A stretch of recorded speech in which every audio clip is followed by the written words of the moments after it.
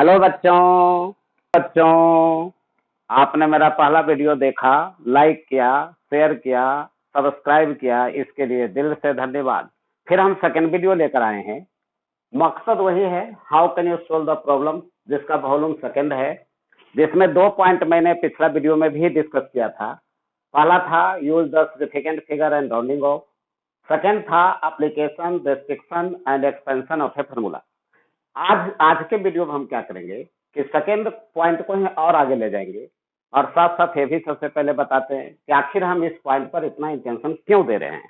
तो setters view, एक नया चीज पहले देख लीजिए इस पॉइंट को आगे बढ़ाने के लिए कि सेटर्स व्यू, जब कोई सेटर क्वेश्चन सेट करता है तो उसके दिमाग में क्या चल रहा होता है। जैसे आप जब हमारा हेडिंग वाला वीडियो सब करते हैं कि how can you solve the problem, तो आपके दिमाग में क्या चल रहा होता है। तो सेटर क्या चाहता है, इसके लिए हमने हेडिंग दिया है सेटर्स व्यू। और सेटर्स व्यू में देखिए, जब भी कोई क्वेश्चन सेट करने के लिए सेटर बैठता है तो प्रीवियस ईयर का क्वेश्चन जरूर देखता है, कम से कम 5 साल से 10 साल तक का, और उस थीम को सर्च करता है जिससे कि क्वेश्चन विगत 5 सालों से न आया हो। तो हम एक ऐसे ही फार्मूला का चर्चा करेंगे कि सेटर जब देख रहा था तो एक फार्मूला उसको नजर आया कि भी equal to under root f बटा म्यू, एक ऐसा फार्मूला जिस पर विगत 4 साल से क्वेश्चन नहीं आए थे। तो सेटर ने सोचा कि क्वेश्चन हमको इस पर डालना है। अब ये है क्या, तो ये हमारा है velocity of sound wave, velocity of sound wave propagated on the string, propagated on the string having transverse nature, having transverse nature of sound। देखिए, पूरी बात इसलिए बताते हैं ताकि आप सब कुछ सीख लें कि ऐसे लोग जानते हैं कि साउंड जो होता है वो लॉन्गिट्यूडनल होता है, लेकिन कब होता है, जब एयर में जाता है। हमारा साउंड जो है हर तरह का नेचर रखता है, लॉन्गिट्यूडनल भी होता है, ट्रांसवर्स भी होता है, कम्प्लेक्स वेव भी होते हैं। हम जिस फार्मूला का चर्चा कर रहे हैं उसमें साउंड का, वेव का जो नेचर है वो हमारा ट्रांसवर्स है। तो सेटर ने इस फार्मूला पर प्रॉब्लम देने के लिए सोचा। एक स्टूडेंट जो तैयारी करता है एंट्रेंस टेस्ट का, वो भी यही सोचता है कि कौन ऐसा फार्मूला है जिस पर विगत 4-5 साल से क्वेश्चन सेटर नहीं पूछा है, और उसी को देखते हुए स्टूडेंट भी तैयारी करता है। स्टूडेंट भी ने इसको सर्च किया कि भाई हम इस फार्मूला को याद रखें, बहुत इंपॉर्टेंट है। लेकिन स्टूडेंट का सोच और टीचर का जो सोच होता है, सेटर का सोच, तो दोनों में डिफरेंस होता है। जैसे स्टूडेंट सोचता है कि हॉल में जाएंगे तो एफ दे देगा, म्यू दे देगा, where f is the force, mu is the linear density, और ये दोनों दे देगा, हमसे वेलोसिटी ऑफ साउंड पूछेगा। लेकिन सेटर भी सोचता है, एगो प्रॉब्लम भी उसको होते हैं कि अगर एफ दे दिया, म्यू दे दिया और भी मैंने पूछा तो बच्चा समझेगा कि बहुत इजी क्वेश्चन थे। सो इस फार्मूला को उसने एक्सपेंड करने के लिए सोचा और इसको एक्सपेंड करता है। कैसे एक्सपेंड करता है आप लोग ध्यान से सीखिए, और क्यों हम how can you solve the problems में डायरेक्ट ला रहे हैं कि एप्लीकेशन, रेस्ट्रिक्शन, एक्सपेंशन क्यों है मेरा हेडिंग, इससे भी क्लियर हो जाएगा। तो एफ के जगह पर एफ रखा। म्यू के बारे में वो जानता था कि लीनियर डेंसिटी है, तो इसको मास डिवाइडेड बाई लेंथ कर दिया। अब देखिए, सेटर का ओपिनियन एक्सपेंशन फार्मूला का चल रहा है, और यहाँ से एफ को एफ रखा, एल रखा, और मास को डेंसिटी गुने वॉल्यूम किया। फार्मूला को एक्सपेंड कर रहे हैं, अब यहाँ से एफ गुने एल किया और डिवाइडेड बाई रो। अब वॉल्यूम को क्या किया, एरिया ऑफ क्रॉस सेक्शन गुने लेंथ कर दिया। एल से एल यहाँ कट गए। अब यहाँ से जो भी का फार्मूला उसको नजर आ रहा है वो आ गया एफ बटा ए डिवाइडेड बाई रो। लेकिन बच्चों, हर स्टेप में जहां कहीं भी मैथमेटिकल एक्सप्रेशन होता है तो वहां से हम लोग कुछ ना कुछ सीखते जरूर हैं। जैसे यहाँ पर देखिए, सीखिए कि एल एल कट गया, किसके लिए कटा, तो वेलोसिटी ऑफ साउंड के डेरिवेशन के लिए। इसका मतलब क्या हुआ, इसका रिजल्ट हुआ कि पूरे फिजिक्स में, देखिए टेक्निकली फिट होना बहुत जरूरी है to get the success in the competition. तो यहाँ पर हम ये जानना चाहते हैं कि पूरे फिजिक्स के लिए एक डायलॉग आ गया कि पूरे फिजिक्स में कोई मैथमेटिकल एक्सप्रेशन अगर चल रहा है और उसमें कोई टर्म अगर कट जाता है तो उससे वो इंडिपेंडेंट होता है। तो यहाँ एक कंक्लूजन ये निकला कि वेलोसिटी ऑफ साउंड वेव जो होता है, वेलोसिटी ऑफ साउंड वेव, यहाँ से कंक्लूजन देखिए निकाल रहे हैं, स्टार मार्कर दे रहे हैं कि velocity of sound wave velocity of sound wave propagated on the string is independent of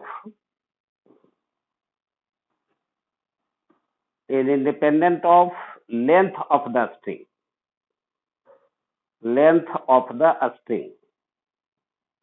अब देखिए सेटर अगर क्वेश्चन पूछता है कि जब साउंड वेव प्रोपगेट करता है स्ट्रिंग पर तो वेलोसिटी और लेंथ में क्या रिलेशन है, तो हम लोग एकदम बिल्कुल डायलॉग याद रखें कि जब भी हमारा कोई मैथमेटिकल एक्सप्रेशन में अगर कोई टर्म रिप्लेस हो जाता है या अगर कोई टर्म कट जाता है मैथमेटिकली, तो उससे वो इंडिपेंडेंट होता है। यहीं पर देखिए एक चीज और सिखाते हैं कि सेटर एकदम बिल्कुल सेटर के व्यू को आप पहले पहचानिए, तभी आपसे क्वेश्चन बनेगा। अब देखिए सेटर इसी जगह एक और एग्जांपल देते हैं कि पढ़े होंगे आप लोग कि सी बराबर होता है क्यू बटा V, but C is independent of Q and भी।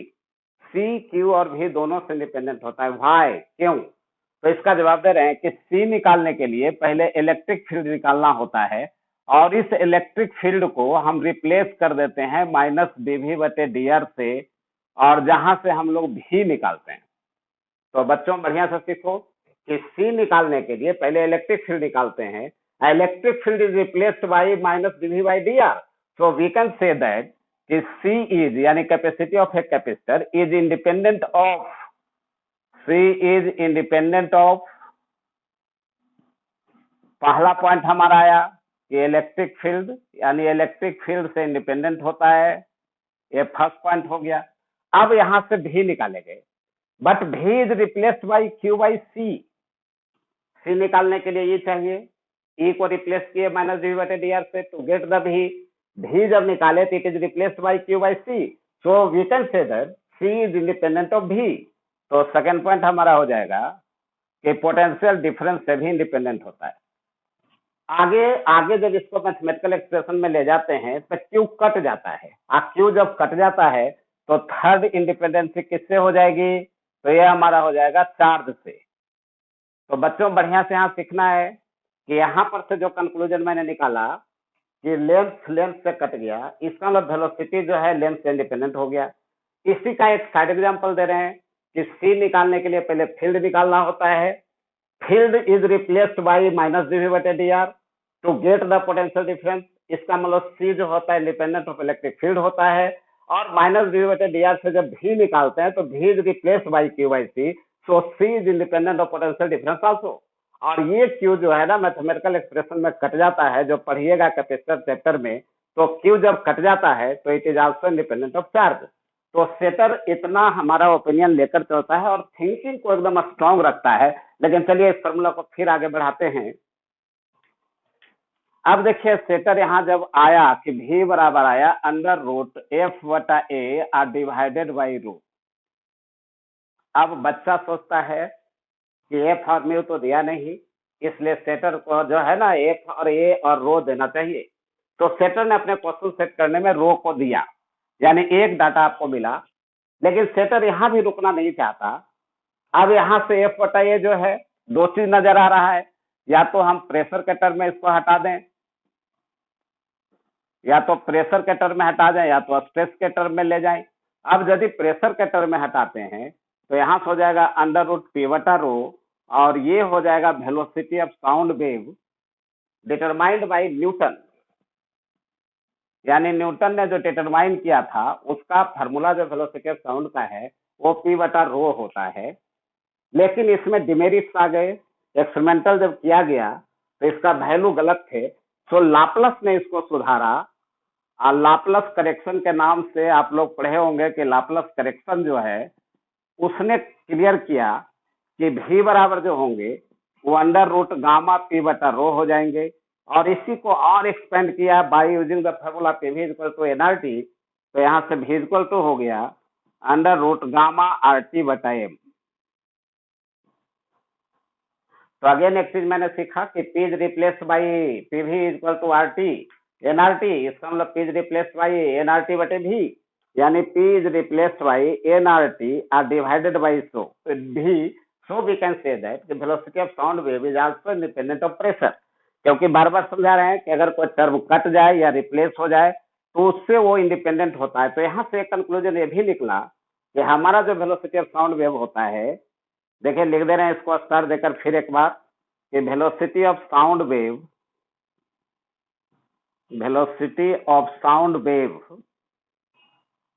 इज इंडिपेंडेंट ऑफ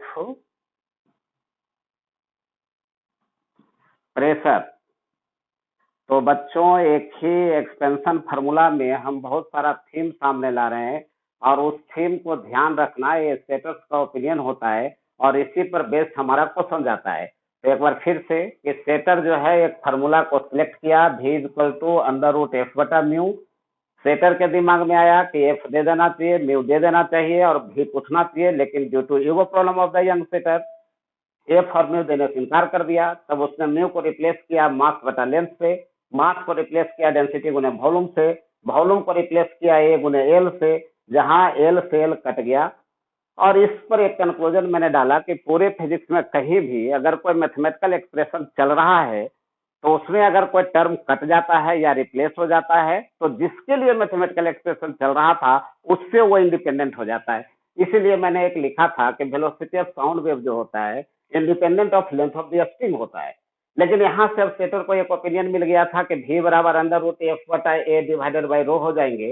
अब वो लड़का सोच रहा था, स्टूडेंट जो बेचारा एग्जामिनी है, वो सोच रहा था कि एफ दे देता, ए दे देता, रो दे देता तो हम भी निकाल लेते। लेकिन सेटर के दिमाग में अभी बहुत सारी बातें थी, तो सेटर ने एफ बटा ए को सोचा कि या तो प्रेशर के टर्म में हटाएं या तो हम स्ट्रेस के टर्म में हटाएं। अभी फिलहाल जो मैंने बोर्ड पर दिखाया है उसमें फोर्स बटे एरिया को प्रेशर से हमने रिप्लेस किया है और v बराबर अंडर रूट एफ बटा रो आ गया और this formula is right by the Newton. लेकिन experimentally it is a wrong formula, so it is corrected by Laplace. और लाप्लास ने जब इसको करेक्ट किया तो v equal to under root gamma p बटा रो आ गया, but p is replaced by nRT बटा v, so we get the final formula of velocity of sound v is equal to under root gamma RT divided by m, where gamma is equal to cp by cv। ये याद रखना है कि gamma is equal to जो होंगे यहाँ वो CP बटा सीवी होंगे। बहुत बेस्ट फार्मूला है बनाने के लिए वेलोसिटी ऑफ साउंड को। R is the universal gas constant, T is the absolute temperature, M is the molecular weight. अब यहाँ पे थोड़ा ध्यान रखना है कि मोलेकुलर वेट जो हम लिखते हैं, मोलेकुलर वेट, देखिए इस प्रॉब्लम को बनाने में भी बच्चा काफी कंफ्यूज करता है और कंफ्यूजन इसलिए होता है कि यूनिट के साथ वो बनाता नहीं। अब जैसे मान ले एक प्रॉब्लम अगर हम यहाँ डालें किसी जगह रुक कर, कि अगर प्रॉब्लम हम डालें कि find the velocity of sound wave, find the velocity of sound wave at temperature 27 degree centigrade for oxygen मोलेकुल।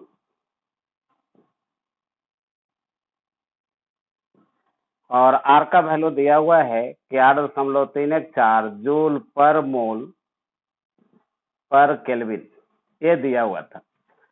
4 choice दिए हुए थे। पहला था हमारा 15 मीटर पर सेकेंड, सेकेंड चॉइस था 180 मीटर पर सेकेंड, थर्ड चॉइस था 280 मीटर पर सेकेंड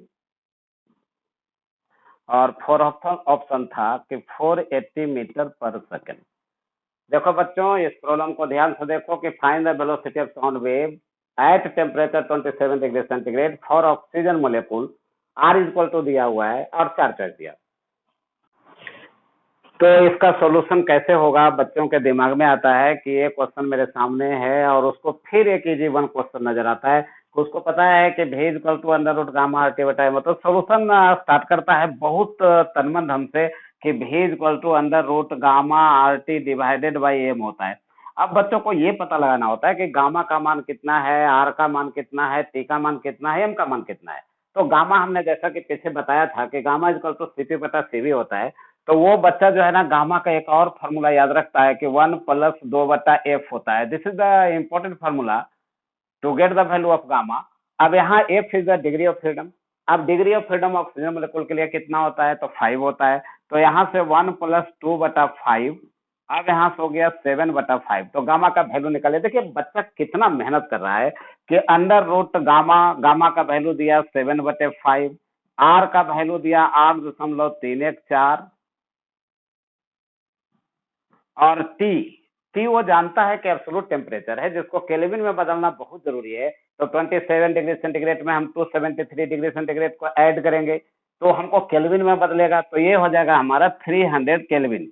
यहाँ तक सब बच्चा एकदम बिल्कुल दुरुस्त रहता है। अब आगे तो बहुत आसान, वो मोलिकुलर वेट डालना चाहता है। वो ऑक्सीजन मोलिकुलर का मोलिकुलर वेट जो होता है, पहले तो इसका फॉर्मूला O2 हो गया। अब इसका मोलिकुलर वेट देने में ही अक्सर बच्चे, अच्छे अच्छे तेज बच्चे भी गड़बड़ कर देते हैं कि O2 का मोलिकुलर वेट वो जानता है कि 32 होता है और यहाँ 32 प्लेस कर देता है।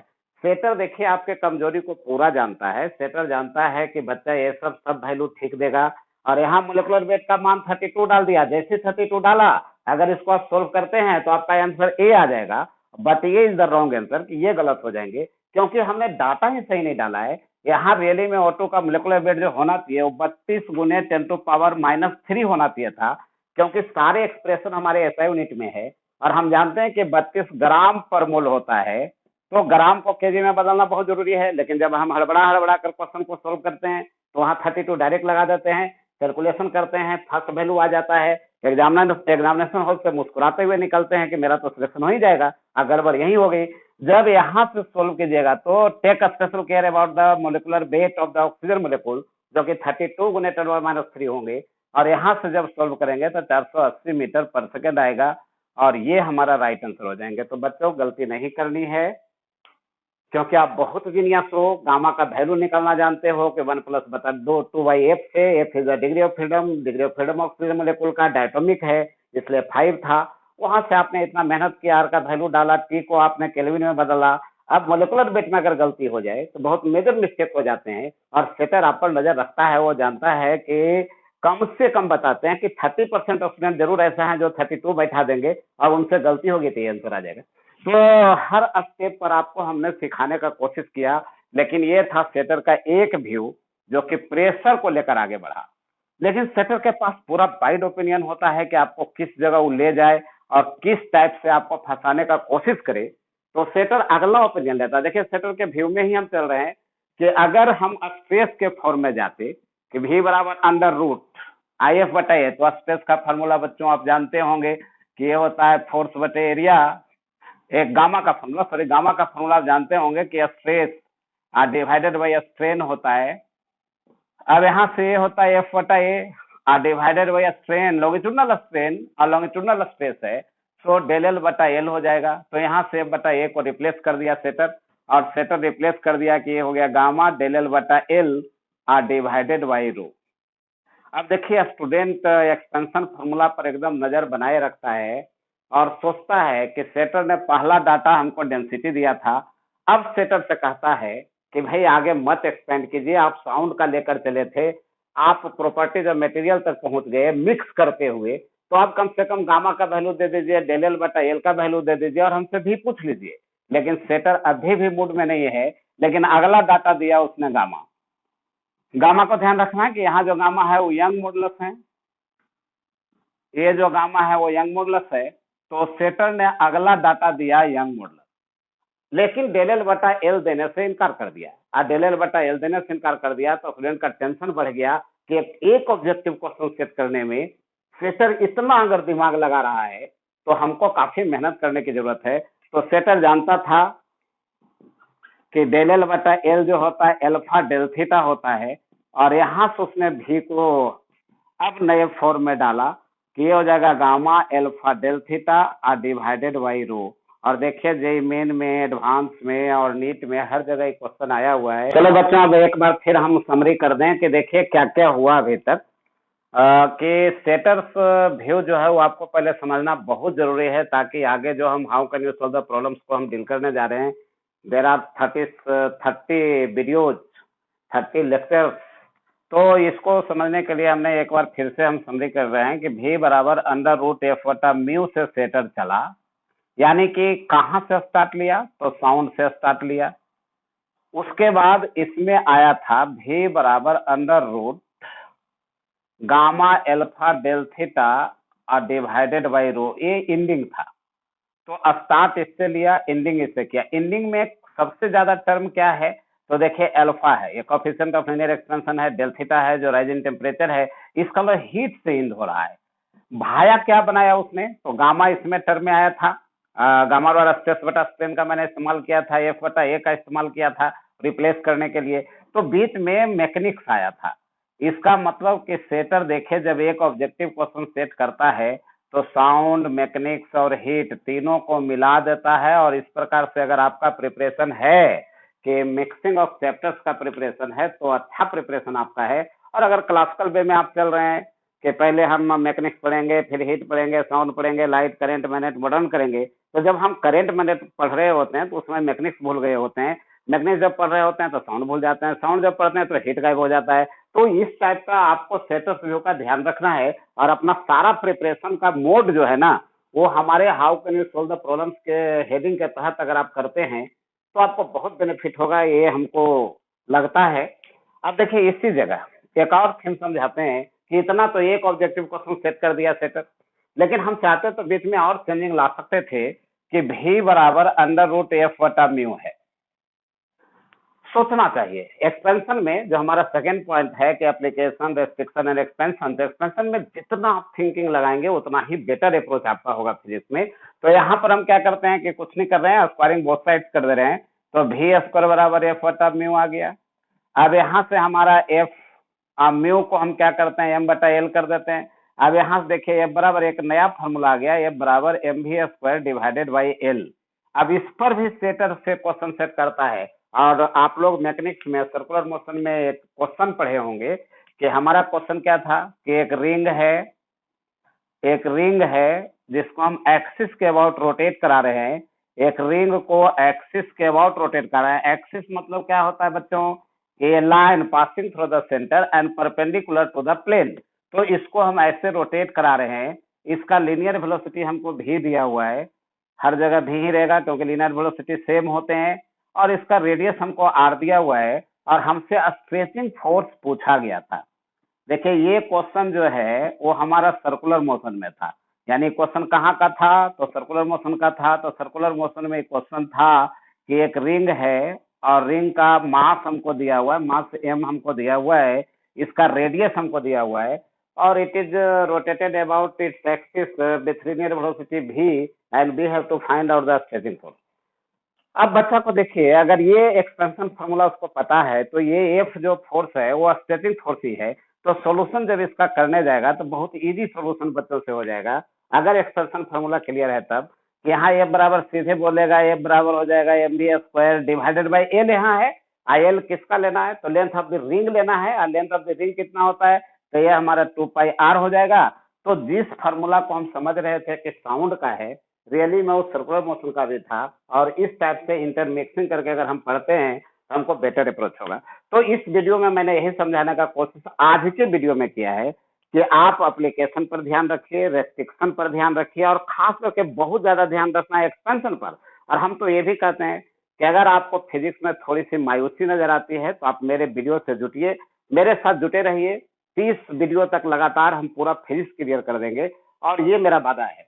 तो यहाँ पर हम आज एक्सपेंशन करके छोड़ दे रहे हैं और डेली एक वीडियो आएगा, इसलिए डेली आप हमारे साथ जुटे हुए रहिए।